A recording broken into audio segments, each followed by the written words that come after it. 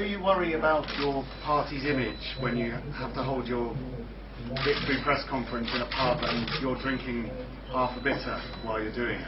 I don't worry at all about the image of the fact that we have to be in a pub rather than Manchester Town Hall, when, providing you people will point out that Manchester Council denies the right to use Manchester Town Hall, thereby discriminating against the very large number of people who voted for us to get certain things across. And we're in a pub because there's a mob outside, organised, as I say again, by the far left, with the Labour Party, supported by the Conservative Party, in order to force us to do things like this. So no apologies there. As for drinking bitter, well, perhaps it should be champagne, you know, cups of tea, but I'm thirsty, it's a pub, this is what happens in ordinary places in Manchester.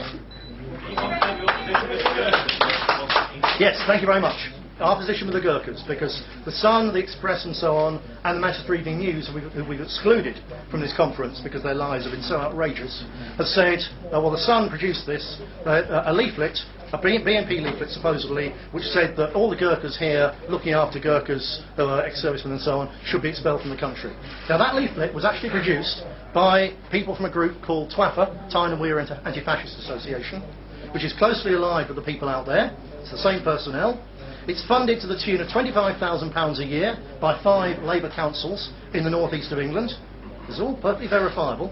They produced a bogus leaflet, which the Northern Echo, which is no friend of ours, recognised as likely bogus, phoned our candidate in the election up there and asked him, and published the fact that he disassociated himself from it completely, said that it wasn't our leaflet, as it wasn't, that as an ex-serviceman who'd served with Gurkhas, he was very, very offended by it, and he's looking at legal action against the Sun, because while the local paper made the effort and understood that that leaflet was bogus, the Sun made the conscious decision not to. We immediately complained to the Sun. They haven't issued a retraction, so that's a press council complaint. It will go further, and other papers have picked it up. So that was a fabrication. Our position on the Gurkhas is this, that we said right at the start when this became an issue that we, if we were in power, would be far more generous to the Gurkhas than the Labour Party was being when they were talking about, you know, their criteria were so restrictive, almost no one was being allowed in. We said we'd be more generous, and specifically that any one of them who was actually seriously sick and needed treating in good hospitals in this country,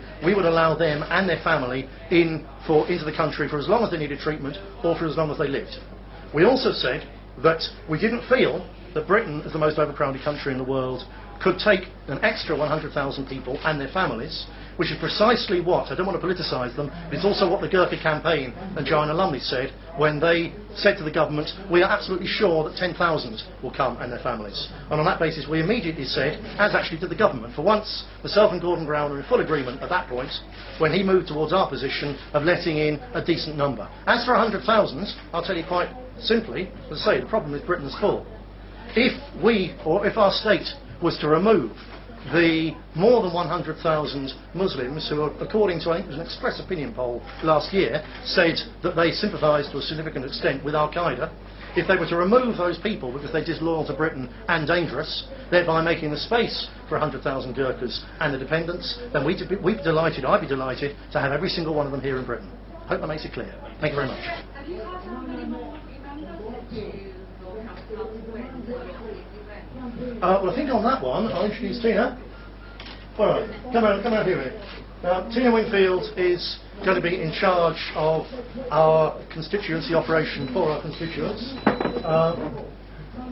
She lives in Cumbria, and at present she's our membership secretary. Come on, Tina. Put on her jacket.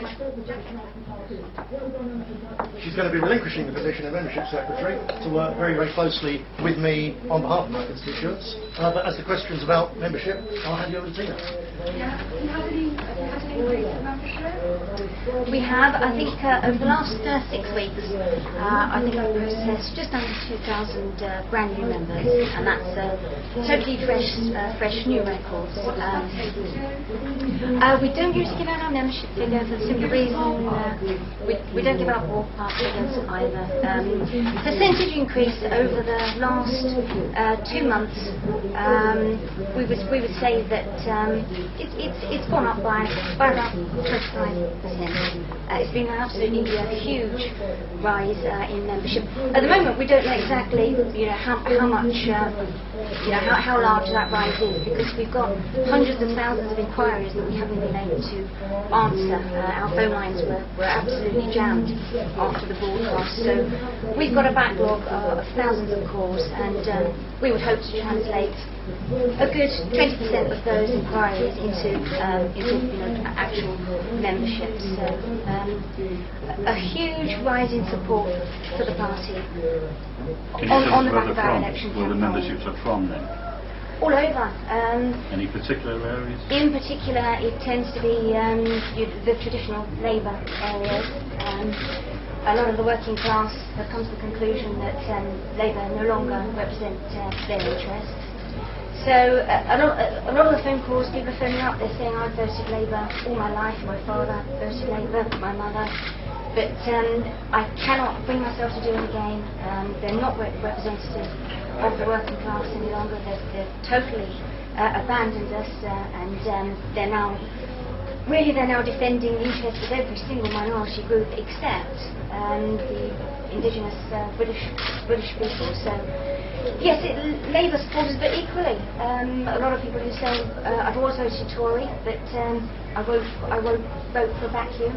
I won't vote now for a leader that has absolutely no substance, and they want someone who actually reflects what the majority of the British population are talking about. Mr. Griffin, sorry, if that's reflected then, if a lot of the people that have now signed up to become members of the BNP are people who've said they've voted Labour for a long time, does that not prove then that this was a protest vote against Labour?